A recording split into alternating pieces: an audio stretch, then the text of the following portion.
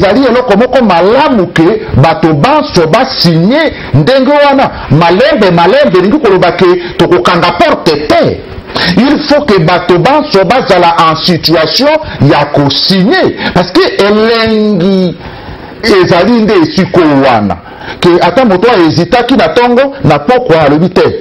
ngapona kende kotango balemba te ndimitabi pena tokozwa masolo oyo mutu nyonso andima pe akota azala na kati ya masolo pe mutu nyonso parti nyonso eteni nyonso ya bacomposante ya mboka na biso bakotala masolo pe baza appartenant na likanisi nyonso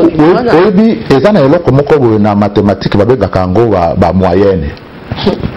C'est-à-dire que ezana soki baoyo baboyi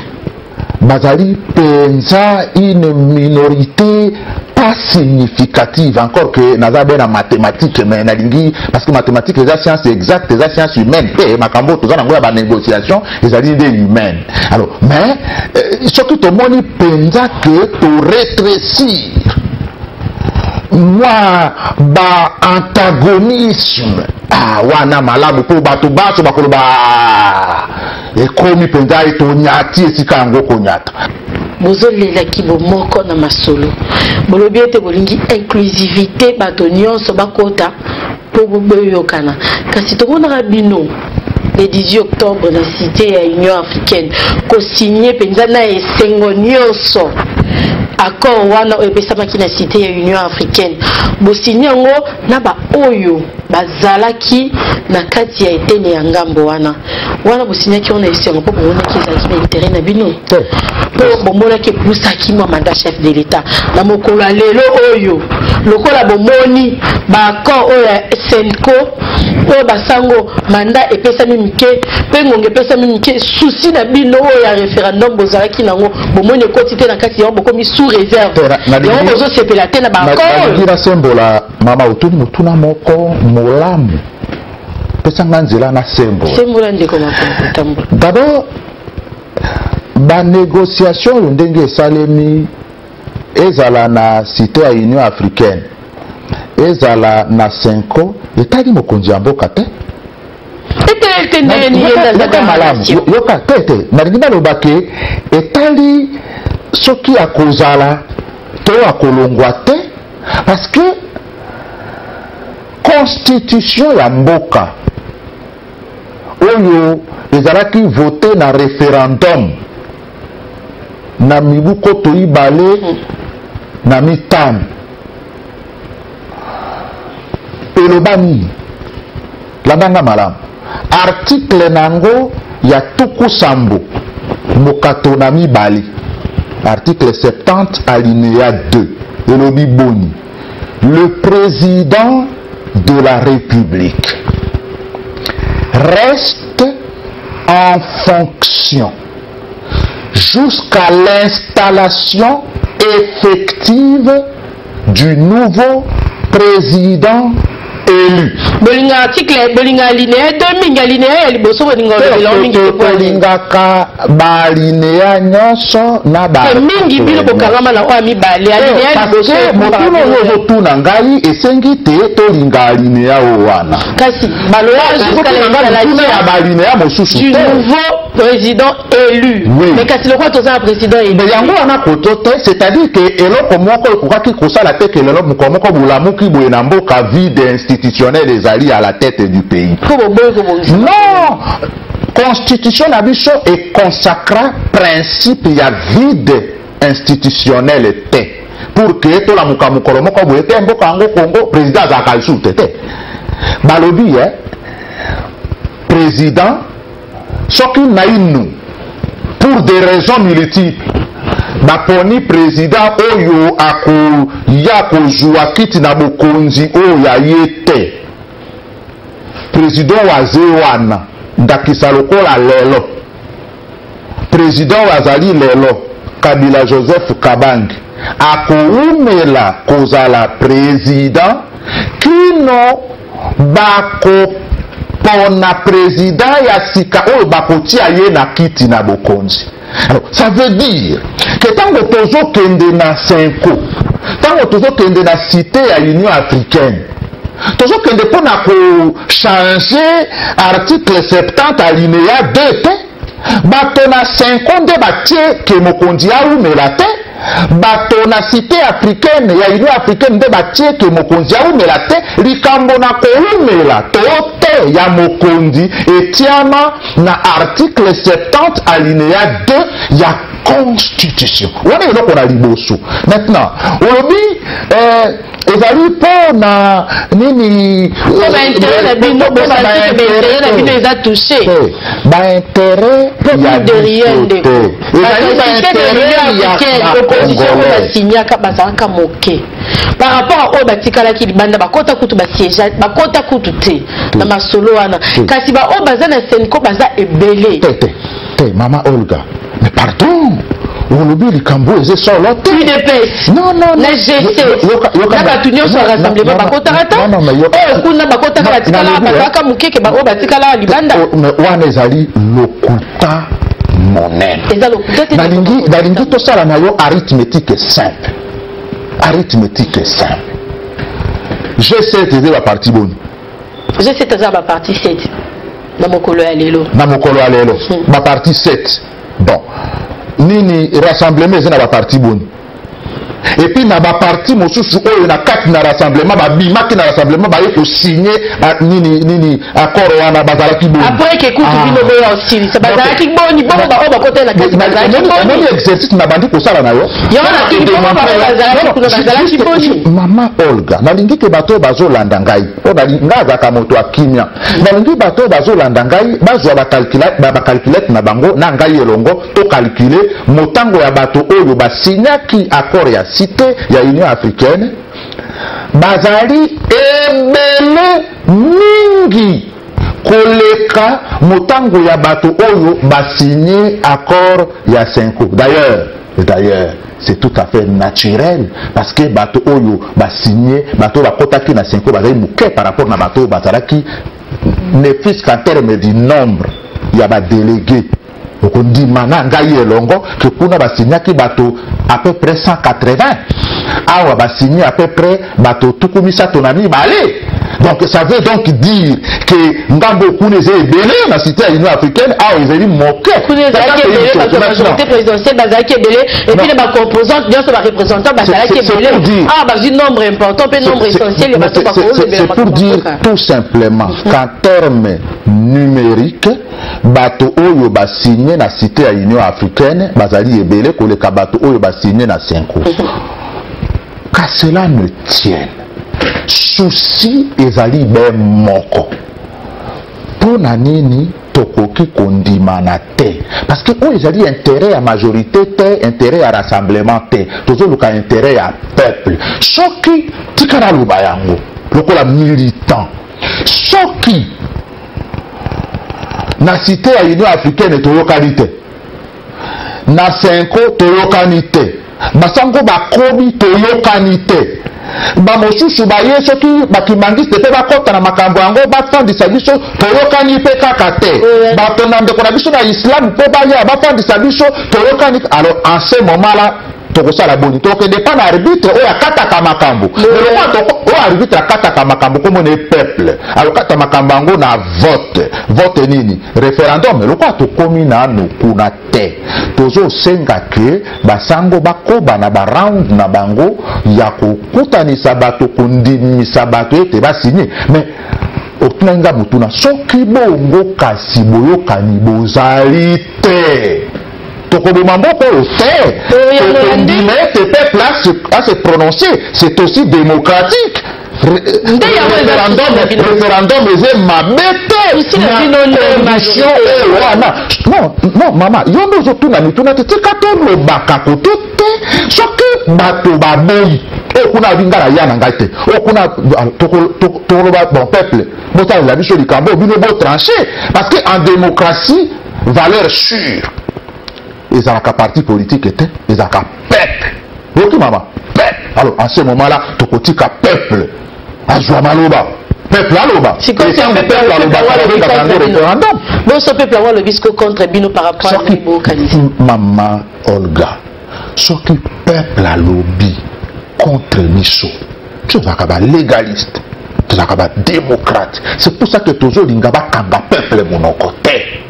koboya makambo motindo wana elingi koloba kokanga peuple monoko. En démocratie, le peuple a le droit d'exprimer son vote, sa volonté. Donc soki tokomi na makambo ndenge wana ke to bandeko biso tosigné sous réserve bino boboya kosigné te boya tosigné tobongisa mboka oyo elongo tosala maponomi mpo biso toza komibongisa na maponomi soki bamosusu baza komibongisaka na baarme na bangambo na bamai yawa kolukaka basoda oyo basoda ya kala bisika na bisika bapesaka bango mwa babangi banini batya mobulu biso toza komibongisa na maponomi te na te. Attention, biso totosaka pepe toza komibongisa na maponomi e toyebi ke soki ntango na maponomi eyei tokoganye bango tu. Alors, soki bango baza komibongisa mpona babitumba etali bango biso tozomibongisa mpona maponomi. Boya kosinye tobongisa maponomi soki bino boboyi kosinye mama tika nga nasilisa be wana soki bino boboyi kosinye mpo boza na baprojet na bino mosusu boyeba ke tokotuna peuple la majorité présidentielle abimisi likanisi ya sous réserve parce que azoka motema pasi kokabola ba gouvernement provincial, parce que azoka pasi ko travailler lelo ko perdre ce qui sami badi bangalongwe premier ministre auta na kati ya rassemblement, parce que bazoka motema pasi ko perdre ba position yoso bazala ngo bazoka pasi ko travailler na baninga elongo. D'abord question na yo il faut to sembola yango makambo ya ba gouverneur na ba vice gouverneur eza na makambo na ba ministre pour bonio c'est ça yango razote na accord tokokabola nde gouvernement tokobongisa nde tokopesa na ba gouvernement provincial gouvernement provincial ekozala ndenge ezali po mama balobi yoko ya kolongo bavotaki moto na IDPS esika nini gouverneur ya province nini. C'est le peuple souverain représenté dans l'Assemblée provinciale nde pona ba gouverneur tolingi démocratie tolingi oyo bato na Kiswahili babengaka kavumu mobulu soki ezali démocratie nde tozoluka démocratie elobi vote non bagouverneur bapona bango na baassemblée provinciale na bango c'est constitutionnel mama. Ne touche pas à ma constitution yango koto wana te tokosimba tobebisa soki bandeko balingi sous constitution ke to changer yango kasi mais soki il faut que to respecter constitution mais to respecter yango mobimba nazomona neti bandeko na rassemblement balingi constitution yo te mais bazala clair to changer constitution mais soki il faut que to respecter constitution to respecter ba gouverneur parce que bazali voter dans l'Assemblée provinciale, pour respecter ma vice-gouverneur, pour respecter l'Assemblée provinciale, pour respecter le Sénat, pour respecter l'Assemblée nationale, pour respecter le président de la République. Ma change à Kabango, Ndengwanete, Yoyaka, ou remplacer moto, va voter Kaye, Yonani. Uti wapi démocratie yango tolingi to bota yango na ndenge nini eze kuna te biso tondimi ke tokokamata bandeko na biso ya opposition topesa bango primature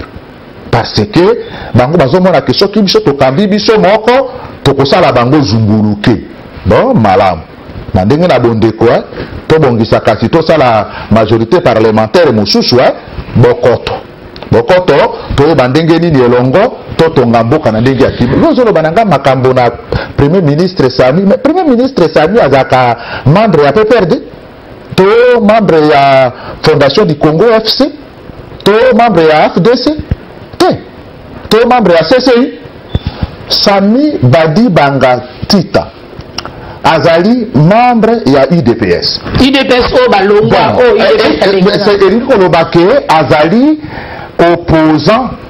na Kabila na Robert Minaku na Matata Ponyo na Boshab Evariste olandi yango malamu azali opposant na Kokonyange Joseph na Shadari Ramazani azali opposant na ngai tozaka na bango ngambo moko te mais lelo tondimi ye mpona nini tosignaki soki lokola tozosigné toyebi ke premier ministre akozala moto issu na opposition ezali clair parce que moto ya opposition tondima tozali na carte ya parti moko te nazali congolais lokola ngai mwana ya mboka oyo nga na koboya ye mpo na nini topesa bango chance lokola bango bayi baza na makanisi mingi ya kosunga mboka boya kasi elongo tosunga mboka mpo tosala baélection mpo toganye bino malamu mpo biso toyebi ke tokoganye bango malamu na élection. Ndeko Makolo Kotambola bolobi signature ya majorité présidentielle eza sous réserve boposer problème ya inclusivité et puis boposer problème botemeli makambo mibale mingi eza problème ya inclusivité bomoni baninga bakoti te bolobi ete botala soki baninga wana bakoti nde boyeba soki ekosalama ndenge nini kasi likambo sous réserve wana mokonzi ya ekolo Joseph Kabila Kabange akaboli makanisi moko na bino. Mokonzi ya ekolo azali autorité morale ya majorité présidentielle botikaka kokabola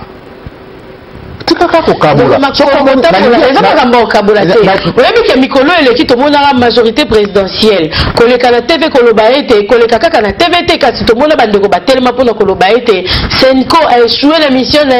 esimbi te mokonzi ya ekolo alakisi bino le contraire ake azongeli kaka ba évêque wana nde asengaki bango batravailler kino na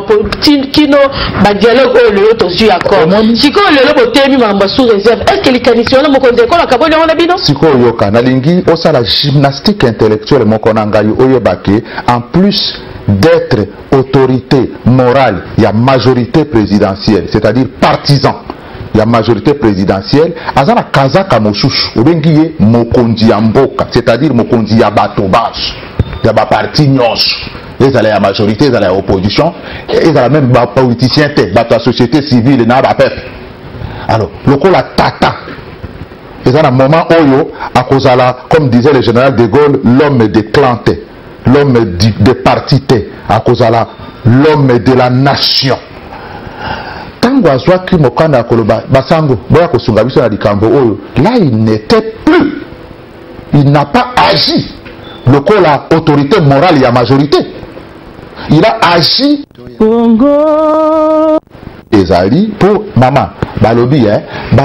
yoko ya kolongo na votaki moto na UDPS esika nini gouverneur ya province nini,